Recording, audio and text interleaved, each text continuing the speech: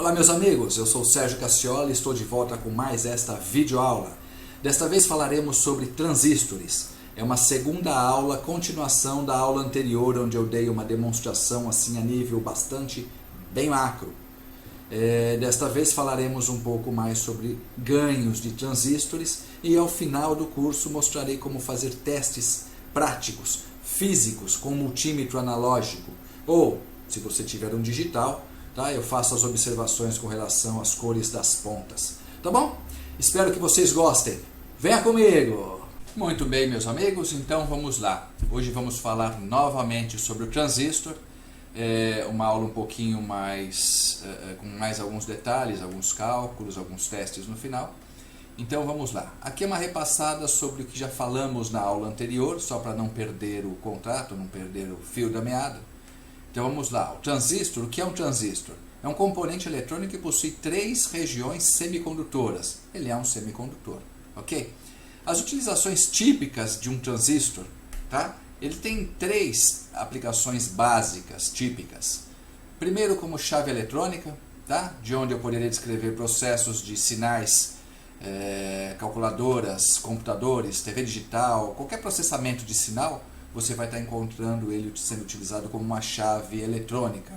Vamos pensar o que seria uma chave eletrônica, o processamento de sinal, uma chave eletrônica, seria um contato aberto e fechado. Tá? Isso aqui é um transistor não conduzindo, um transistor conduzindo, certo? Então, eu estaria simbolizando meu emissor e meu coletor, eles conectados ou eles abertos. Tá? Isso é 1 e 0 em informática, em eletrônica digital. Conduz é 1, não conduz é 0. Como eu falei na última aula, se não fossem os transistores, não existiria eletrônica digital. Para você ter ideia, em um microprocessador que você tem no seu computador ou no seu telefone digital, existem milhões de transistores dentro do microprocessador.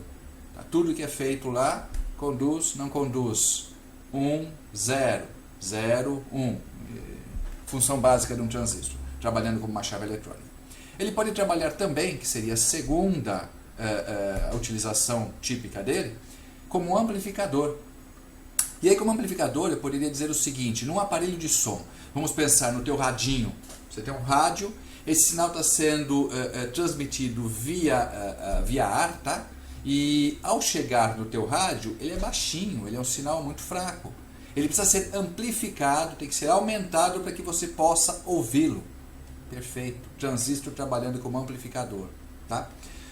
Nas TVs também você vai encontrar o sinal que vem da imagem, dessa vez, do som também, vindo pelo ar, chega fraco, tem que ser amplificado para ser exibido na tela.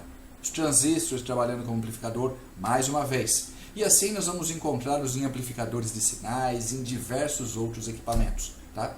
E por último, a terceira forma típica de utilização, que são como oscilador. Os osciladores, os geradores de sinal, tá? Então nós podemos contar, por exemplo, um circuito que faz contagem de tempo. Tá? Tudo que está lá fazendo uma contagem de tempo, ou gerando um clock, ou dentro de uma sirene de polícia, por exemplo, fazendo várias modulações de sinal, você vai ter transistores também funcionando dentro desses circuitos, tá? Como osciladores. E assim você vai encontrar diversos outros. Bom, existem 2 tipos de transistores no mercado, tá? Existem os unipolares, os bipolares. Dentro dos unipolares você tem os FETs, tá? Que são transistores de efeito de campo. Você tem os JFETs, que são junção de canal ao transistor de efeito de campo. E você tem os MOSFETs, que são os mais utilizados, né, atualmente, que são os transistores de efeito de campo de metal. E dentro da família dos bipolares você tem os BJDs, ou os transistores de junção bipolar. A sigla em português seria o contrário desta, né? BJB e o contrário TJB. Tá? Dentro dos bipolares existem 2 tipos, os NPNs e os PNPs, que é exatamente, ou serão exatamente os tipos que trabalharemos nesta videoaula. Os transistores bipolares, do tipo NPN ou PNP, tem esta simbologia esquemática. Você pode encontrá-los também em livros, em esquemas, sem o círculo em volta, só com essa parte interna, tá? Só que sem o círculo. Você tem a seta no emissor, que aponta para onde está o negativo deste emissor. Por exemplo, neste caso aqui, ele está apontando para fora, então eu sei que o meu emissor é negativo, é um N. Se o meu emissor é negativo, esse tipo aqui é um N, ele põe, tá? Então P e N, então NPN, que é esse tipo.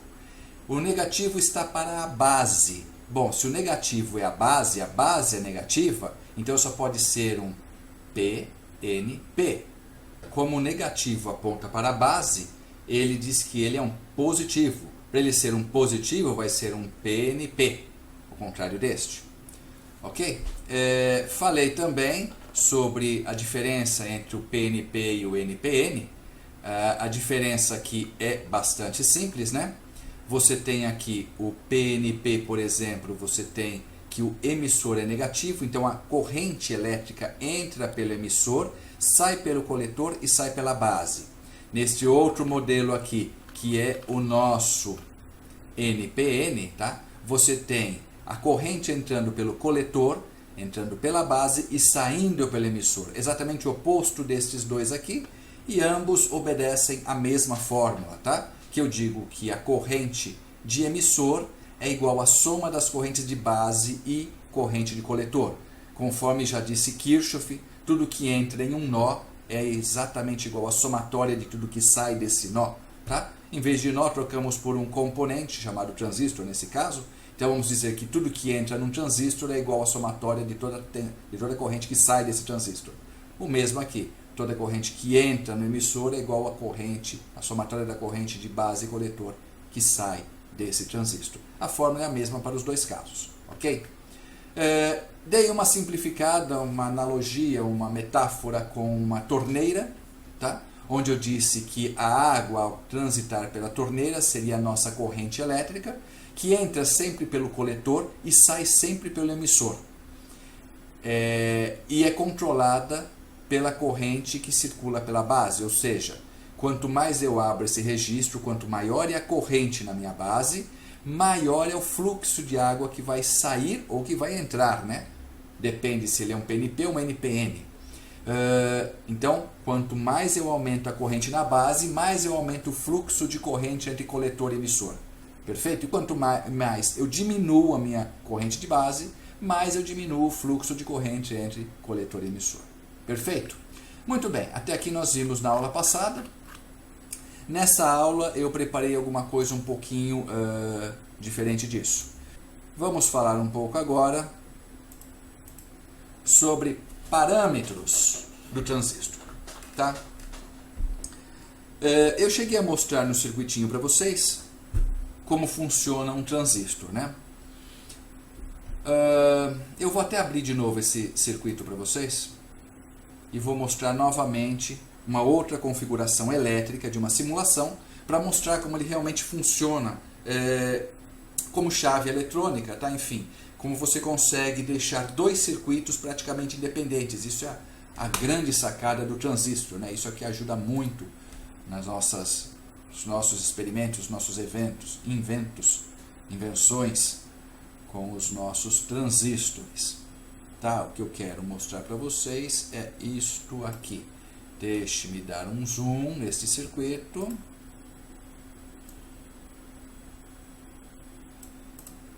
Isto, eu acho que isso é o maior que vai ficar. Eu posso abrir um pouquinho mais, deixa eu ver. Isso está bacana.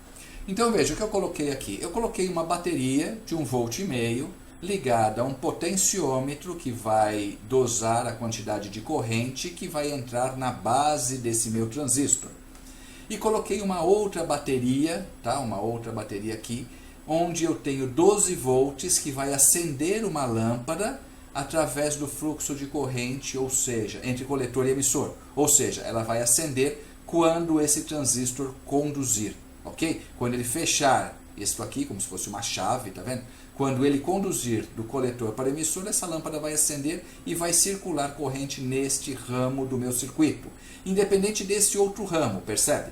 Então o que eu queria mostrar com esse circuito é exatamente isso. Imagine que eu estivesse, por exemplo, num Arduino, ou num outro circuito, em que a minha tensão e corrente tem que ser baixa para não danificar o meu microprocessador, meu microcomputador, enfim, não danificar o meu circuito acionador desta lâmpada. Tá? Eu vou fazer o acionamento desse transistor com uma tensão e uma corrente baixa e quando acionado, vai fazer com que a tensão e corrente alta funcione, acende essa lâmpada sem interferir na minha parte aqui de baixa tensão e baixa voltagem, baixa tensão e baixa corrente, ok? Sem influenciar neste ramo do circuito. Muito bem, vamos ver isso aqui funcionando. Eu vou ligar para simular. Já estamos simulando e veja, liguei esse transistor, vou ligar isso aqui com o máximo aqui, vai estar totalmente, tá? Estou aqui com 12 miliamperes. Com 12 miliamperes não foi uma corrente suficiente para excitar a base desse transistor e fazer com que ele conduza. Ele ficou na região de corte. Ele está com a chave aberta entre emissor e coletor. Não está conduzindo, está aberto. Em eletrônica digital está em zero. Ok? Então a corrente daqui não está circulando, essa lâmpada está apagada. À medida em que eu vou diminuindo esta resistência, vou mexendo no meu potenciômetro, a minha corrente vai aumentando. E essa corrente aumentando vai chegar a um ponto em que ela será suficiente para excitar esse transistor e fazer com que ele passe a conduzir. Então agora a corrente está sendo conduzida de coletor para emissor. A minha chave fechou. Ok? Então esse transistor está conduzindo. Ele conduzindo, eu tenho a minha lâmpada acesa. A corrente que sai, né, que circula por este ramo do circuito, passa agora de coletor para emissor. E assim eu vou até a saturação do meu transistor, chego aqui a corrente máxima de base e chego a minha lâmpada, a sua luminosidade básica. Ok? Então, acho que isso está bem explicado, né? Sem corrente na base, não há corrente entre coletor e emissor. Eu fechei o registro da minha torneira e aqui eu abri o registro da minha torneira de uma vez, abri todo o registro da minha torneira, está passando toda a corrente elétrica, coletor, emissor. Perfeito? Muito bem. O que eu quis mostrar com isso? Vocês viram que com uma corrente baixa na base, eu consigo ter uma corrente alta por aqui. Existem casos em que eu faço isso, uso isso também como amplificador de corrente, de sinal. Eu tenho um sinal baixo entrando aqui e tenho um sinal alto saindo. Eu uso ele como amplificador, tá ok? Nesse caso, me interessa, tá? Eu tenho que saber qual o beta desse transistor, ou também chamado, beta também é chamado de HFE, que é o ganho desse transistor. Eu quero saber quanto ele vai me dar de ganho, tá? Então eu escrevi aqui que para calcularmos o ganho de um transistor, devemos dividir a corrente de coletor pela corrente de base. Ou seja, a fórmula do HFE ou do beta é o IC sobre o IB. Eu vou pegar a corrente que desce, que entra nesse caso aqui no transistor, que passa pelo coletor, e vou dividir pela corrente que passa pela base. Ok? Isso vai me dar o ganho do transistor, ou seja, o beta ou ainda o HFE. Também temos o alfa em um transistor, que também é usado para determinar o ganho desse transistor. Tá? A diferença entre alfa e beta é que beta relaciona-se com a corrente de base, já o alfa relaciona-se com a corrente de emissor. Então a fórmula é muito parecida, alterando-se apenas a corrente pela qual é dividida a corrente de coletor. Aqui você divide a corrente de coletor pela base, você tem beta. Aqui você divide a corrente de coletor pela corrente do emissor, você tem alfa. Ok? Uma observação, tanto alfa quanto beta, ou HFE, eles não têm unidade. Então não é ampere, não é volt, não é nada. Ele é um número. Ele é um fator, ele é um ganho do transistor. Então eu vou falar que o transistor tem beta 58, ele tem um ganho de 58, ou ele tem um ganho de 100, tá? Ou eu vou dizer que o alfa dele é tanto. Eu sempre preciso definir se eu estou falando de HFE ou se eu estou falando do alfa. Por quê? Porque eu tenho que saber a que relaciona-se a corrente de base ou a corrente de emissor. Isso é importante quando eu vou fazer meus cálculos no meu projeto. Ok? Eu até fiz aqui um circuitinho, tá? um exemplo, um exercício para nós treinarmos um pouco isso. Então vamos tentar resolver, ou melhor, vamos resolver esse circuito aqui, tá vendo? Ele diz aqui pra gente, opa, cadê meu cursor? Tá ali. Ele diz aqui que no meu circuito, eu abri lá o meu circuito e vi que eu tenho 40 microamperes, ou seja, 40 vezes 10 a menos 6, tá? Amperes na base. E eu tenho beta de 150. Muito bem. Então eu sei que eu tenho beta, e o beta é quem se relaciona com a base. Então eu sei que beta, vamos dizer aqui, eu sei que C beta, vamos colocar a caneta correta aqui. Então eu vou dizer que beta é igual a corrente do coletor dividida pela corrente da base, ok? Bom, a corrente da base eu tenho, mas eu não tenho a corrente do coletor. Muito bem, mas eu tenho essa relação e eu tenho beta. Então eu sei que se eu pegar e jogar isso aqui para lá, ou seja, se eu pegar beta vezes, está dividindo, passa multiplicando, I da base é igual a I do coletor. Ok? Então eu cheguei na minha fórmula para calcular o I do coletor, que é igual a beta vezes a corrente da base. Tá ok? Então com essa fórmula eu sei que o meu IC vai ser igual a minha corrente, ao meu beta, ou seja, ao meu I de base, que é 40, vezes 10 elevado a menos 6, que é micro, multiplicando 150, que é o IC, que é o beta. Então, o meu IC vai ser igual, vamos pegar uma calculadora para fazer esses cálculos aqui juntos. Então, eu estou dizendo que 40 elevado à décima potência menos 6, elevado a menos 6, tá? Então, 10 é menos 6, vezes 150. Isso quer dizer que meu I, minha corrente de coletor, é igual a 0,006 ampere. Ou, se eu quiser simplificar ainda, eu posso dizer que isso aqui é igual a 6 miliamperes. Ok? Isso aqui é minha corrente de coletor. Tá? Muito bem. Então, a corrente de coletor eu já calculei. 6 miliamperes. Quanto eu tenho de corrente de emissor? Bom, segundo a aula passada, nós vimos que Kirchhoff nos ensinou que toda corrente que entra em um nó é igual à somatória de toda corrente que sai desse nó. Então eu sei que a corrente, neste caso, entra por base, entra por coletor e sai por emissor. Então eu sei que a minha corrente de emissor é igual à corrente de base somada à corrente de coletor.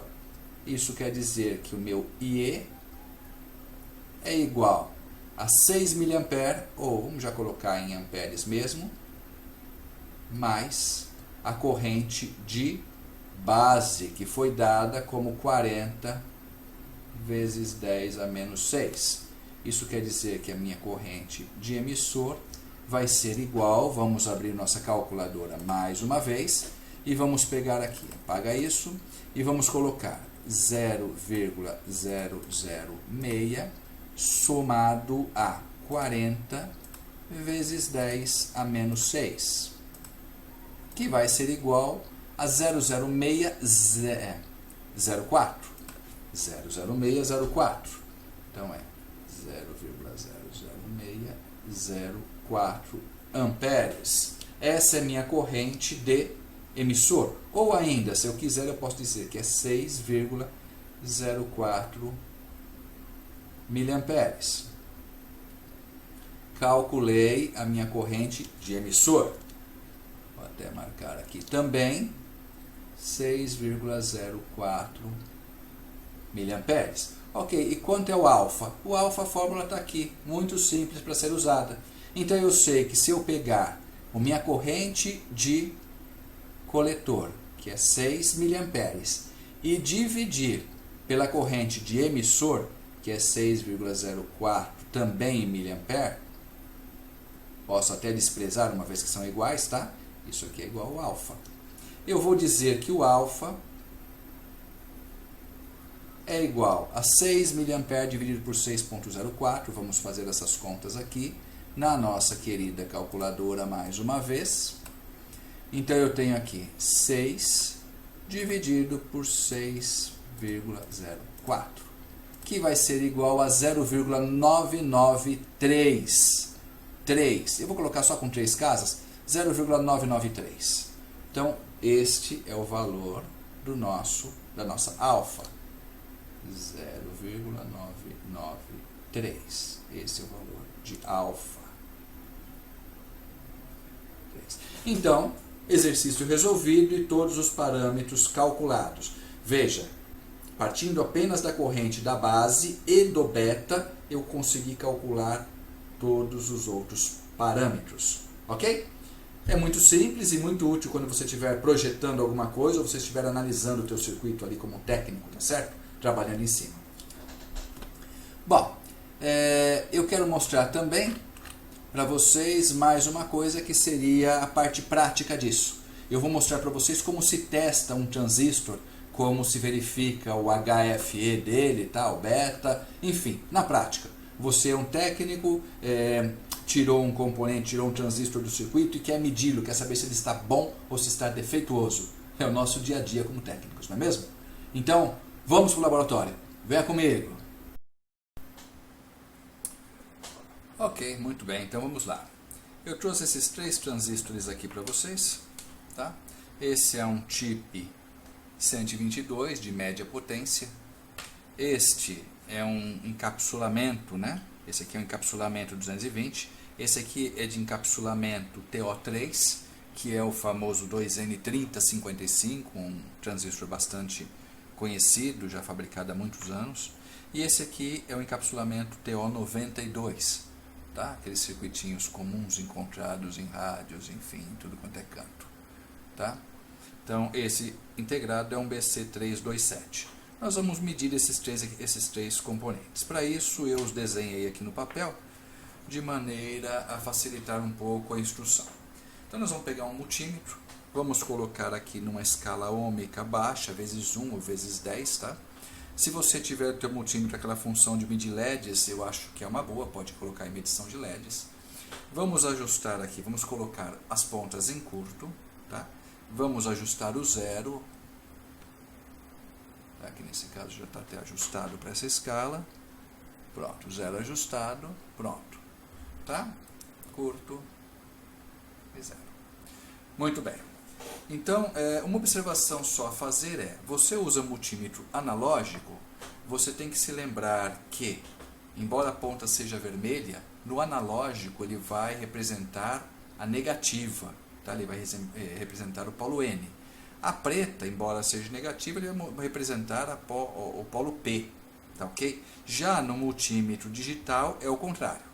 O vermelho é P e o preto é N, no multímetro digital. Essa é a diferença que muita gente esquece do multímetro analógico para o multímetro digital, ok? Então vamos lá. Coloquei numa escala ômica ou numa escala de medir LEDs, ajustei o zero, tá? Só para desencargo de consciência puro. E vamos começar aqui com este camarada aqui, que é o TO92. Olhando o transistor de frente, o que é frente? A frente é aquela parte achatada do TO92, tá? Onde está escrito alguma coisa, quando não vem escrito em cima, né? Neste caso aqui, ele está escrito realmente na frente. Então, todas as inscrições estão aqui na frente, esta é a frente do transistor. O mesmo se aplica para o encapsulamento TO220, tá? Sempre a frente é onde estão as inscrições. Então, a frente é aqui, e aqui a traseira, onde tem a chapa, a carcaça metálica, tá, ok? Que é a dissipação de calor. Uma observação interessante que eu posso fazer para vocês é que sempre nesse dissipador de calor é o coletor. Então sempre o dissipador de calor está em curto com um dos 3 pinos, porque é o coletor. E por que metal? Porque esse coletor é conectado a esta carcaça? Para uma maior dissipação de calor. Lembra-se, pelo coletor é onde passa a maior corrente, ok? Então Este é o TO220 e vou pegar aqui um TO3, tá? O TO3 ele é composto apenas por 2 pinos. Poxa, mas transistor não são 3 pinos? Sim, são 3 pinos em encapsulamentos outros. No TO3 ele tem dois pinos, que vai ser a base e o emissor, ou emissor e base, ou base e emissor, precisamos descobrir quem é quem, e toda a carcaça dele, toda a carcaça é o coletor. Então ele tem 3 pinos sim, só que não 3 leads, 3 terminais, ele tem 2 terminais. Só a base e o emissor aparecem neste tipo de encapsulamento. O coletor é a própria carcaça. Então na hora de conectar você vai ver que a conexão é feita através do parafuso, certo? Para o teu circuito. Essa é a diferença para um transistor de encapsulamento do tipo TO3. Muito bem, vamos começar medindo este camarada aqui, que é o nosso BC327. Como fazemos? Olhando de frente para ele, sempre de frente para ele, você pode rabiscar aqui embaixo e colocar o pino 1, sempre da esquerda para a direita, conforme o sentido da nossa escrita. Então nós vamos chamar esse aqui de pino 1, o pino 2 é o pino do centro e o pino 3 é o lateral direito desse componente. Então eu marquei aqui pino 1, pino 2 e pino 3. Ok? Então vamos lá. Eu vou pegar esse transistor e vou medi-lo. De que maneira? Vou pegar a ponta preta, porém que simboliza o positivo, e vou segurar em cima do terminal número 1 e vou medir para o terminal número 2. Quando eu encostar no número 1, eu vou segurar na mão, que fica mais fácil, tá? Vou segurar isso aqui que nem técnico mesmo. Tá? Vou segurar então no mesmo sentido que está ali, ó, pino 1, inverti para cá, o pino 1 está cá, 2, 3.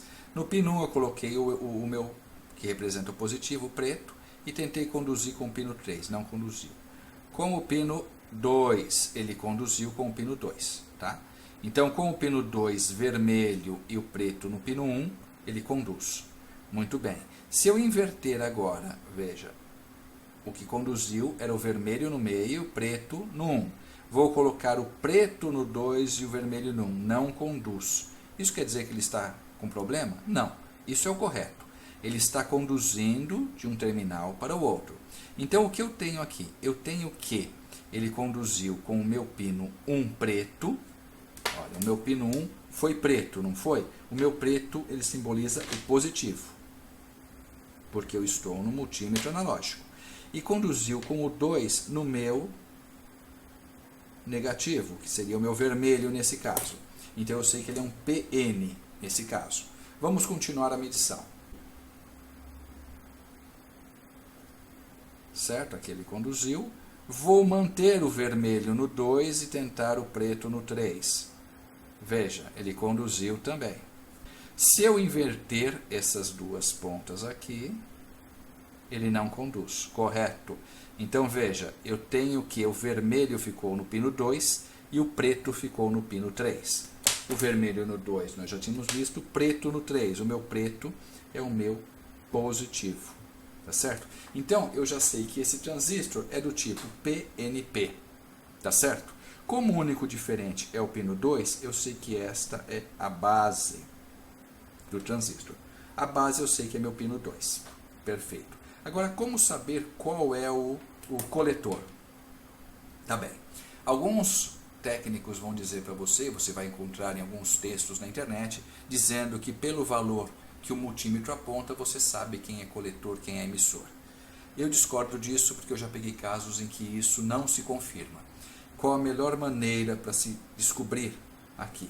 Eu faria o seguinte, pegaria o código dele e o datasheet e buscaria no Google, na internet, buscaria pelo código BC327, correria lá e encontraria as especificações e ia me dizer quem é pino, quem é emissor e quem é coletor. A base eu já descobri. Mas tem uma outra maneira, vamos dizer que você não tem um computador em casa, ou está longe do acesso, está sem internet, sei lá. Você pode pegar o multímetro nessa região em que ele mede HFE, ok? Então nós já descobrimos. Aqui o multímetro mede HFE, nós sabemos aqui que tem um monte de furos e ele diz aqui quem é emissor, quem é base, quem é coletor. Se ele aqui em cima ele mede o NPN, aqui embaixo o PNP, ok? ele já está na escala em que mede o HFE, que no meu multímetro é no vezes 10. Então eu vou colocar, eu já descobri que ele é um PNP, e o PNP ele é aqui embaixo, tá? Eu sei que a base é o do centro, ali no caso a base é no centro, perfeito. Base no centro eu vou ter que medir duas vezes, porque eu não sei, olha, base é o centro, eu já descobri. Agora ele diz que o emissor é para cima e o coletor para baixo. Eu não sei se estou colocando correto. Então eu vou colocar aqui e esperar a medição. Veja, ele mediu lá um HFE aqui próximo assim, a 30, olha lá, 10, 20, 30 mais ou menos, tá?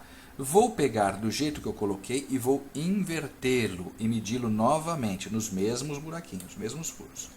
E vou pegar a leitura que der maior, eu vou acreditar. Opa, aqui já me deu um HFE de quase 200, tá certo?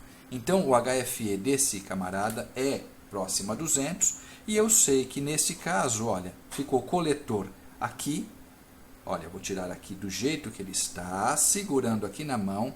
Eu sei que o meu pino 1 é o coletor, o 2 é a base e o 3 é emissor. Então, o pino 1 é o coletor, tá? Este aqui é o coletor. E este aqui é o emissor.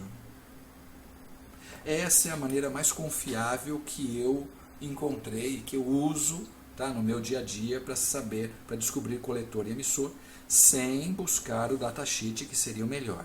Ainda ganho de presente a leitura de HFE. Muito bem, feito isso, eu tenho todas as leituras que eu poderia fazer desse transistor. Bom, como eu disse, você viu que ele conduz sempre num sentido e não conduz em outro. Veja, eu disse que ele conduziu da base para o coletor e da base para o emissor, sempre com o vermelho na base.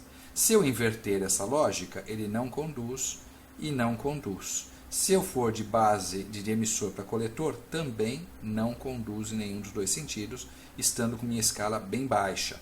Porém, se eu erguer aqui a minha escala, ficar numa escala muito alta, e tentar fazer essa leitura de emissor para coletor, num sentido não, e no outro ele vai conduzir, tá? Isso não levaria em consideração nesse caso. Eu uso esse tipo de recurso quando eu tenho um transistor suspeito, pego um transistor novo confiável e vejo mais ou menos se está batendo a leitura com o meu suspeito, tá bom? Isso é algo não muito utilizado. Então, utilize em escala baixa e você vai ver que ele não conduz. Agora, por que ele não conduz? Eu descobri que esse camarada aqui é um PNP, correto? Um PNP. Aqui, a minha base está no pino 2, o meu coletor, vou chamar de coletor, base e emissor, está no pino 1 e aqui está no pino 3. Então, por que ele não conduz quando eu coloco de coletor para emissor? Porque ele não tem como conduzir. Veja, ele vem da base para o coletor, para o emissor, e da base para o emissor. Não tem como conduzir de outra forma, ok? Então, você não vai conseguir essa condução. Perfeito. Trabalho realizado com esse BC, vamos partir para a análise deste outro transistor. Vamos pegá-lo aqui de frente, certo? E vamos medir esse camarada aqui em cima, para ficar mais fácil. Vamos colocar a ponta positiva, tá? Que no caso é negativa, mas eu estou no multímetro analógico, é bom sempre frisar isso. Vou colocá-lo aqui, deixa eu só ver com quem o coletor ali está em curto. Não é com este, é com o central. Tá vendo? Então eu sei que o centro deste camarada é meu coletor. Já me matou um trabalho. Pino 1, 2 e 3, eu sei que o centro é meu coletor. Isso já tirei aqui fácil. Então eu vou colocar aqui no extremo para cá, para o centro. Ele conduziu. Então ele conduziu estando o preto aqui, tá? O preto no meu pino 1, 2 e 3, conduziu o preto, para mim é positivo. E o centro, ele conduziu como negativo. Então, positivo e negativo. Vamos ver se ele conduz. Olha, também conduziu, veja só, veja você. Eu segurei o preto exatamente no pino 1 e coloquei o vermelho agora no pino 3, e ele conduziu. Da minha lateral com preto para cá ele conduz, para o centro também conduz. ok? Veja, como ele conduziu para cá e para cá, eu sei que ele é um PNP. Então é um PNP. Tá ok? Eu sei ainda que este aqui é a base, porque ele que ficou conduzindo para mim. Ele que ficou o tempo todo conduzindo para os dois pinos, para cá e para cá. Tá ok? Então ele é minha base. Minha base está aqui. Base, eu sei que o meu coletor, desculpe, meu base está aqui no pino 1. Esse aqui ficou o meu pino 1. Tá? O meu coletor está no pino 2. Meu coletor, base e emissor no pino 3. Ok? Beleza? Então, nesse aqui eu não preciso nem mexer com muito mais coisa, tá? Eu já descobri quem é base, coletor e emissor e já descobri que esse transistor está bom. Você vai falar, poxa, mas e quando ele está com defeito? Quando eu colocar a minha caneta de prova na minha base e ele conduzir para os dois lados, tá? Se eu colocar aqui, ele conduz. Se eu inverter, coloco agora a minha base negativa, né, que está com vermelho, e ele conduzir, não está conduzindo, tá vendo? Para os dois ele não conduz. Se ele tivesse conduzido em uma dessas situações, ele estaria com defeito, já trocaria imediatamente. Então, o correto sempre é conduzir apenas da base para o coletor ou da base para o emissor, ok? Feito. Vou pegar agora o nosso TO3, o nosso 2N3055. Esse não preciso nem esquentar a cabeça, que eu sei que esse pino aqui é o coletor. Certo? É o coletor, que é toda a carcaça. Vamos descobrir quem é base, quem é emissor, e vamos descobrir se ele é NPN ou PNP. Vou colocar o meu negativo aqui no coletor e o positivo aqui. Não deu nada, positivo lá também não deu. Vamos inverter. Vou colocar o meu coletor como negativo, agora com a minha ponta vermelha, e opa, descobri. Olha, se eu estou conduzindo aqui, esse camarada aqui é minha base. Para tirar essa dúvida, ele vai ter que conduzir para cá.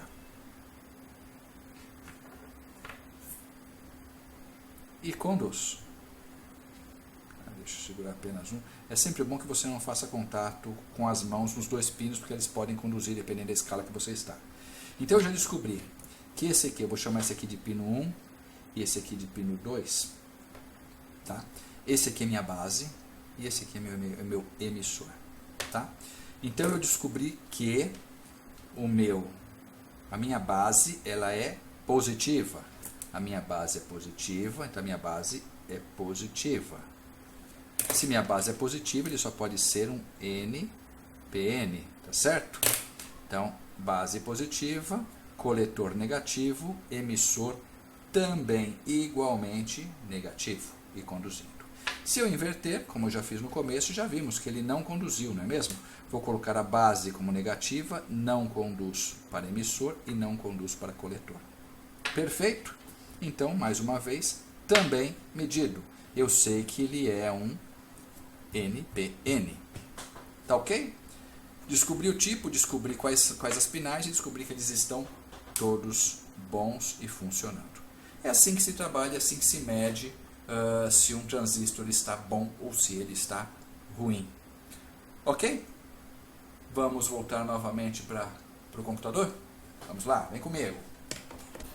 Muito bem, meus amigos, assim chegamos ao final de mais esta videoaula. Espero que vocês tenham aproveitado e entendido o que eu quis passar para vocês sobre cálculos de beta e alfa dos transistores. E assim como os seus testes, né, práticos, para que você consiga testar os seus circuitos, os seus transistores no circuito.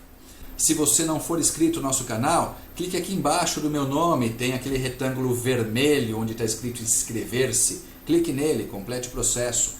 Inscrevendo-se em nosso canal, você será avisado em primeira mão da chegada de mensagens, da chegada de novas videoaulas.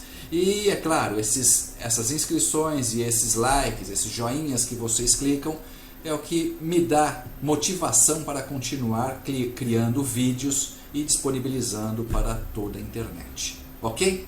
Muito obrigado pela companhia, pela audiência e até a próxima aula. Tchau, tchau. Valeu!